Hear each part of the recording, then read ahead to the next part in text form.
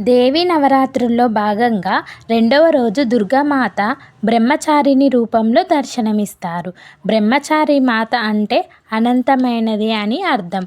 బ్రహ్మచారిణి అమ్మవారిని కుడి చేతిలో జపమాల కమండలం ఉంటుంది. ఎడమ చేతిలో కలశం ఉంటుంది. తను తెల్లని చీర ధరించి భక్తులకు దర్శనమిస్తుంది. ఈమె కఠోర తపస్సు చేసే దేవతగా ప్రసిద్ధి చెందింది. ఈ అమ్మవారిని పూజించడం వల్ల భక్తి సిద్ధి రెండు లభిస్తాయి. దుర్గాదేవి ఈ రూపంలో కొన్నేళ్ల పాటు తీవ్రమైన తపస్సు చేయడం ద్వారా బ్రహ్మచారిణిగా పిలుస్తారు. అమ్మవారిని ఆరాధించడం వల్ల ఐశ్వర్యం, జ్ఞానం, వైరాగ్యం, ధైర్యం, సహనం వంటివి వస్తాయి. బ్రహ్మచారిణి మంత్రం ఓం హ్రీం క్లీం బ్రహ్మచార్యే నమః ఉదయం లేదా సాయంత్రం జపిస్తే శుభ ఫలితాలు వస్తాయి.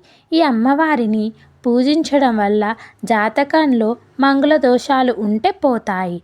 నవరాత్రుల్లో రెండో రోజైన బ్రహ్మచారిణి దేవికి పండ్లు పువ్వులు నైవేద్యంగా సమర్పించాలి.